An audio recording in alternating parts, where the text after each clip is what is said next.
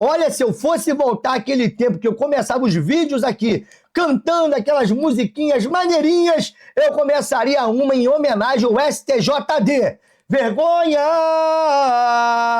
Vergonha! Vergonha! STJD, vocês são uma vergonha! Por quê, meu irmão? Depois de ter absolvido o Thiago Mendes, vocês querem voltar na punição e deixar o nosso capitão 6 jogos! 6 jogos suspenso. Eu queria saber, porque se a gente fosse usar, né, o mesmo peso e a mesma medida, tem um outro jogador que avisou o seu irmão que ia tomar cartão amarelo e esse que tinha que ser punido pelo menos em 720 dias.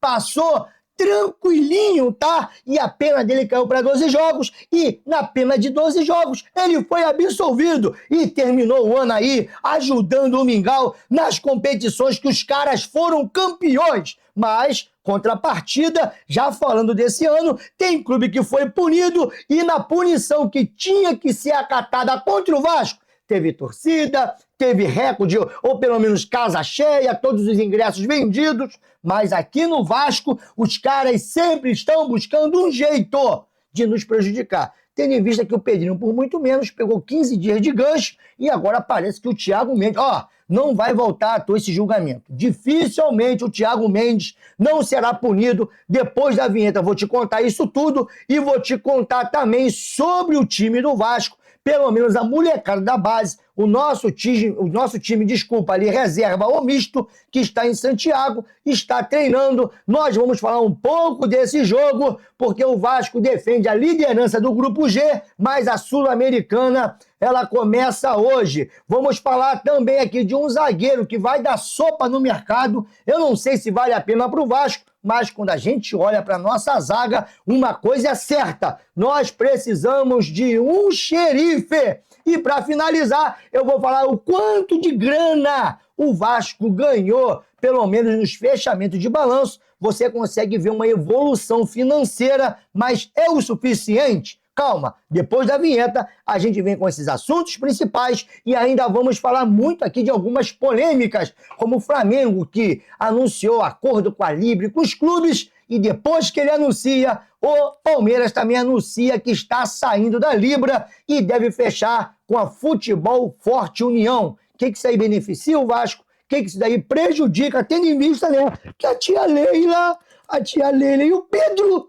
Paulo estão coladinhos um com o outro. E ainda tem esse caso do Neymar, que é triste demais, né, rapaz? Você vê a forma que o Neymar, de repente, vai terminar a sua carreira. Calma, eu devo ter esquecido alguma coisa, mas depois da vinheta eu te lembro tudo aqui, com muitas informações e cantando, né? Vergonha! Deixa uma vinheta que é melhor.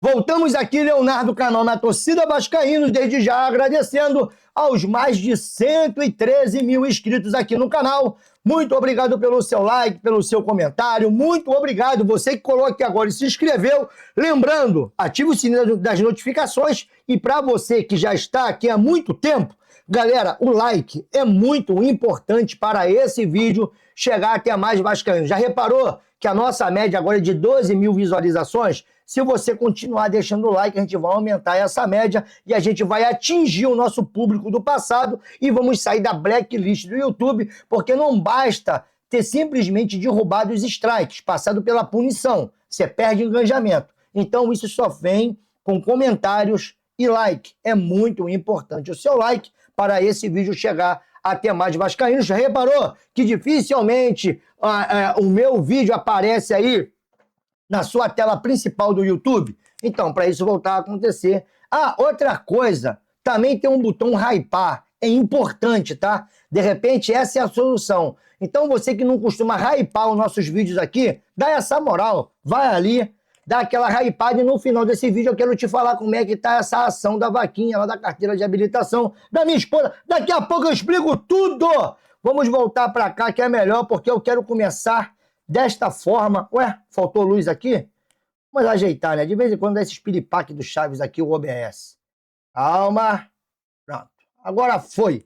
Vamos começar com o caso Thiago Mendes. Olha, sem enrolação. Atenção, a Procuradoria do STJD entrou com recurso contra a absolvição de Thiago Mendes pelas declarações após a partida contra o Corinthians. E eu vou trazer aqui as declarações, beleza? O recurso será julgado nesta quinta-feira. Na sessão que absolveu o jogador, a comissão entendeu que se tratava apenas de uma opinião, enquanto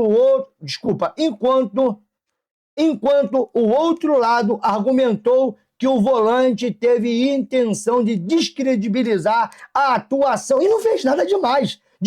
Descredibilizar sempre as atuações da arbitragem que são patéticas. Mas agora eles estão querendo pregar a moralidade. Mas vamos ver até onde vai essa moralidade. Calma. Insinuando, sabe, que determinadas equipes seriam favorecidas. Não, ele estava falando que o juiz era caseiro.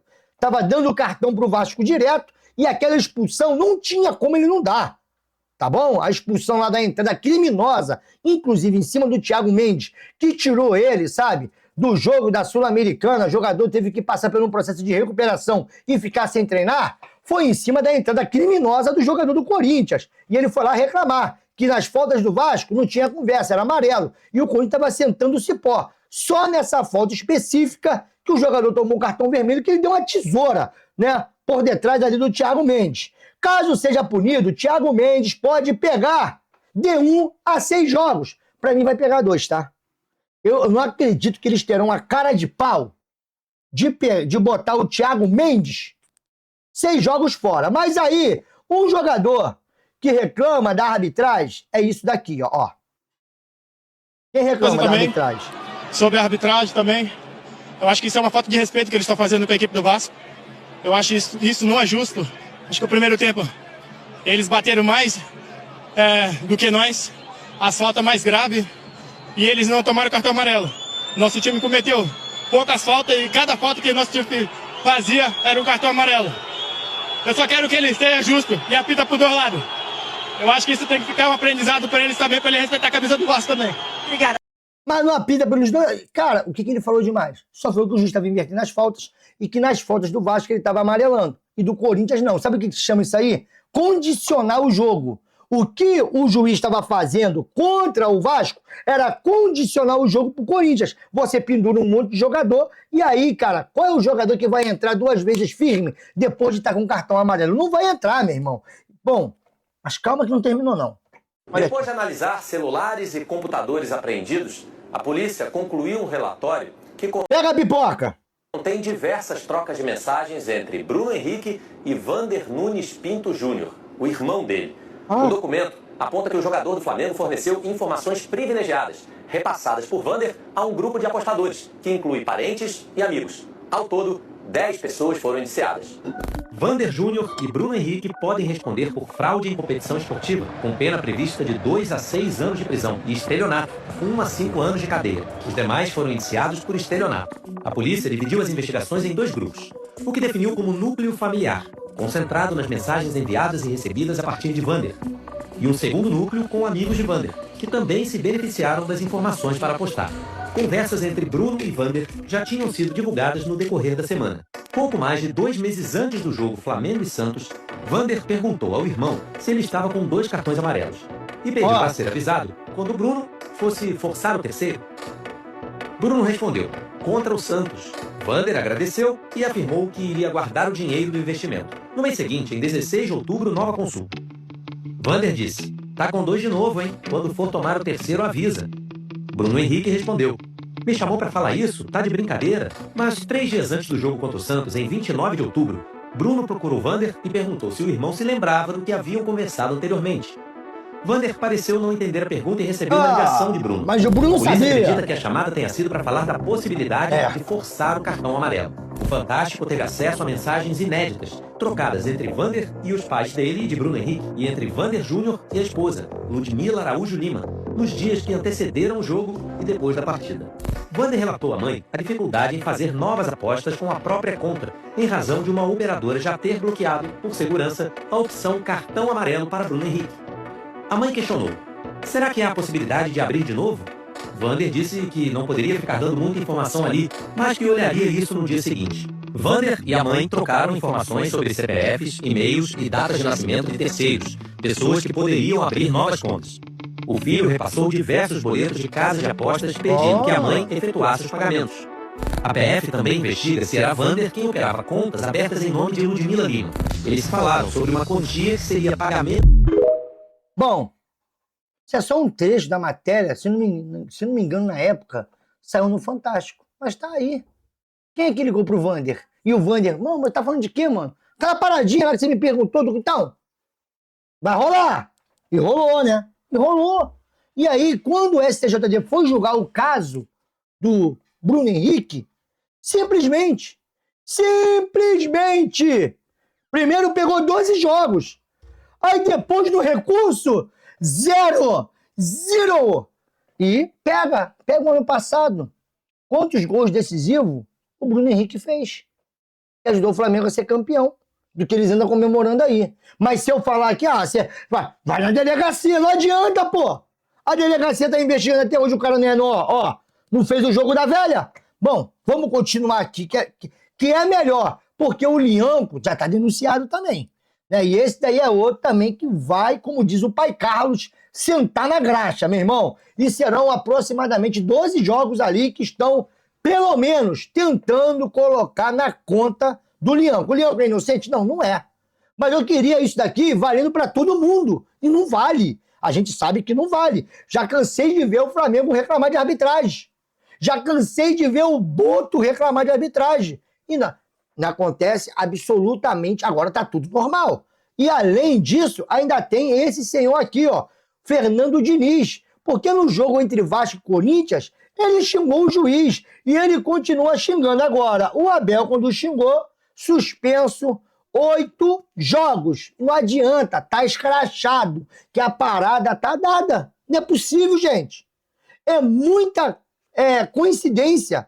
Ou são muitas coincidências. E fica difícil de você acreditar na isonomia do futebol. Um pode chegar ali e xingar o juiz, mandar o juiz para tudo quanto é canto. O outro, se mandar, vai tomar 8 jogos de suspensão. E virou a lei virou a lei, é porque eu fico irritado. Minha vontade é falar um monte de coisa, eu fico me controlando. Aí eu começo a gaguejar. Pode reparar. Toda vez que eu fico irritado aqui, eu começo a gaguejar. Porque isso aí é um absurdo, cara. Os caras estão tentando manipular de todas as formas. E eu acho... De todas as formas, desculpa. E eu acho que essa situação aí do STJD agora tá querendo, sabe, travar a arbitragem, é porque vai vir um VAR semiautomático. E tem muita coisa que vai ser mais difícil de manipular, na minha modesta opinião. Porque tem muita questão que é interpretativa, o posicionamento de linha que vai acabar. E os caras vão ter que se reinventar. Porque o sistema, meu irmão, ele não para. Né? Ele se reinventa. E eles vão se reinventar. Pode esperar. Estão criando uma nova tendência. Inclusive, em falar em nova tendência, parece que o potencial construtivo saiu, mas não tem comprador. Para comprar do Vasco ali os terrenos que foram cedidos, que dariam um valor de 500 milhões. Bom, eu não quero entrar nesse beco aqui, mas eu avisei. Essa reforma dificilmente sairia do papel. Eu avisei. E 500 milhões, desculpa, você vai dar o pontapé inicial nas obras.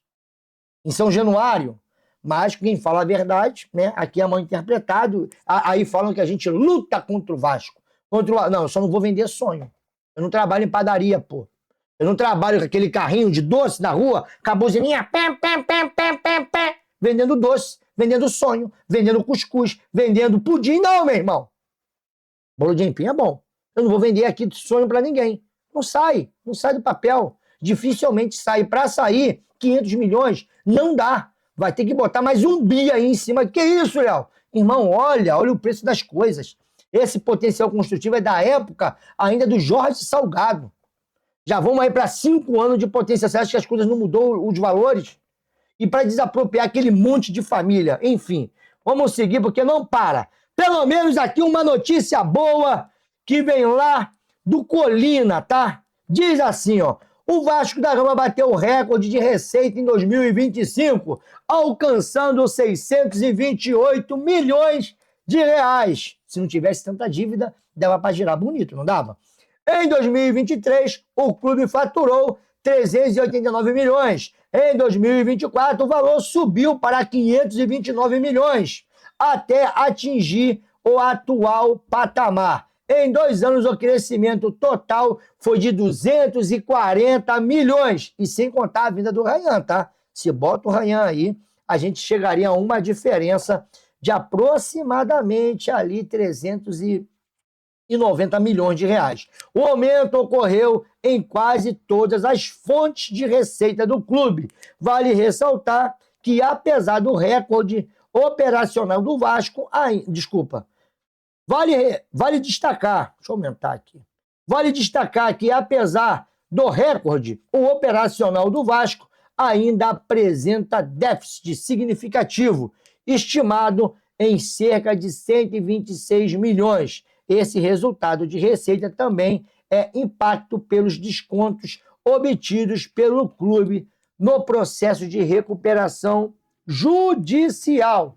Lembrando, mesmo com esses valores, o Vasco só pagando o operacional, sem pagar nada, porque o Vasco estava ali, principalmente com as suas dívidas congeladas, nesse ano passado de recuperação judicial, de projeto, de plano. O Vasco conseguiu várias vezes, sabe, congelar suas dívidas e não sofrer penhoras. Mesmo assim, o Vasco teve que pegar 80 milhões e fechou o ano passado, se não me engano, com 60 milhões de lucro. E aí, se você for pegar, né, que o Vasco, se você for analisar, melhor dizendo, que o Vasco pegou 80 milhões, a conta ainda fechou no vermelho. Isso é para você ver, né, que o Vasco não é barato, sua folha é enorme, teve as contratações também de alguns jogadores e ainda tem aquelas questões, né, das dívidas emergenciais. Amanhã, como eu disse, o Vasco entra em campo e quem vai estar à beira de campo é o Marcelo Salles, porque ele conseguiu uma permissão da Sul-Americana e ele estará à beira de campo representando o Renato Gaúcho, que está punido. Para a gente dar sequência, o Vasco já esteve treinando hoje lá no Chile, lá em Santiago, para poder amanhã enfrentar o time do Audax italiano. Inclusive, tá? O time que eu acredito que Renato Gaúcho vai montar para os próximos 2 jogos. Só vou falar do jogo do Audax, tá? Porque eu acredito também nessa escalação aqui, lá do plantão vascaíno. Vamos lá. Fusato, PH, Saldívia, Freitas, Piton, Barros, Ramon Rick, Tietê, Marini, Nestroça, Nuno Moreira e Spinelli. Esse será o provável time do Vasco. Eu colocaria esse time. O único aqui que eu tiraria seria o Tietê e eu viria, no caso, com o Zuccarello. Eu acho que o Zuccarello merece uma oportunidade. E o Vasco é o clube com mais chances criadas, tá? Desde que o Renato assumiu o Vasco, são 213 chances criadas no Brasileirão de 2026. Eu não sei, tá? Mais chances claras criadas são 28. Chances criadas são 213. Eu só não sei se é desde a era Renato. Deixa aí a sua opinião. Eu não consegui buscar esses dados aqui. O R10 Score também não me informa. E aí, rapaz, tem muita gente falando dessa saída do Arboleda do São Paulo. Vai ali, no caso, conseguir a sua rescisão de contrato. E tem muita gente pedindo o Arboleda aqui em São Januário. Você acha que vale a pena? Você acha que o Arboleda, ele é um bom jogador? Ele vai ser um xerifão da nossa zaga? A gente tá nessa carência, né? Eu não consigo aqui, cara, sabe, rotular o nosso Robert Renan, Saldívia, Lucas Freitas e também Cuesta como xerife dessa zaga. Mas qual é a sua opinião? Deixa aqui nos comentários para mim poder seguir. Lembrando, tá, que domingo, às 20h30, tem Vasco e Atlético Paranaense e os ingressos já estão à venda para essa partida. Se você quiser fazer parte ali da galera que vai a São Januário, lembrando, jogo domingo às 20h30. E agora falando de alguns assuntos, sabe, importantes, mas fora Vasco, em off aqui, né, o Extra Vasco, quero falar dessa situação do Robinho Júnior e do Neymar, né, cara? Isso aqui tá pegando, né, galera? Não tá legal não, tá? Ok, aí isso é legal. É que o cara aqui, todos os jogadores vão lá em casa, ele fica. Quando vê o Ney, ele fica. Meio que traz camisa pra ele, tá mimando muito ele. Mas tem que trabalhar, moleque. Mas não vai dar camisa do Barcelona pra ele. E o filho é dele pra ele conhecer aqui, o carinho que ele tem. Aí, né? Não vou botar uma musiquinha. O Robinho Júnior era fã do Neymar desde criança. Infelizmente, segundo o que estão contando, pelo menos é isso que parte da imprensa conta, é que em um treinamento, o Robinho Júnior teria ali, acho que, driblado o Neymar. E por algum motivo ali, sabe, de conversas extra, achando o jogador, né, da base lá, barra 18 anos, barra profissional, um pouco exaltado, um pouco marrento, ele foi tentar ali, né, dar uma entrada mais forte no Robinho Júnior, que tirou o Neymar para nada, e aí o Neymar não gostou, foi lá, né, porque depois que ele dribla o Neymar, ele perde o gol, e o Neymar vai debochar dele.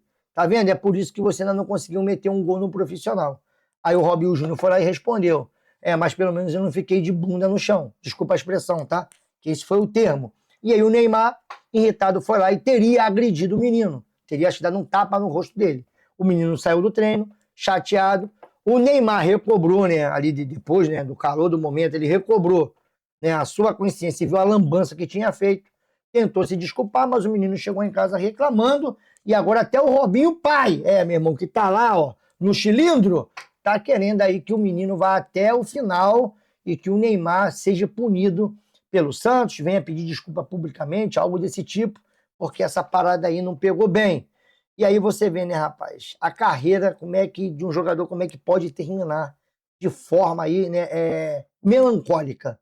Porque o Neymar já foi uma baita referência, não voltou bem pro Brasil, eu acho que ele não deveria nem ter voltado, continuava jogando na Arábia, porque lá acho que caberia, sabe, o futebol dele ainda, porque para mim ele já tem um futebol descompromissado, de aposentado, tem lampejos, sabe, ele vive de lampejos, e, cara, voltar para cá, para manchar assim, porque eu acho que a carreira do Neymar, mesmo não ganhando um título de Copa do Mundo, é uma carreira bonita, ele tem aí sim títulos importantes, só que infelizmente, né, cara, às vezes a vaidade, o ego, tá acima da razão.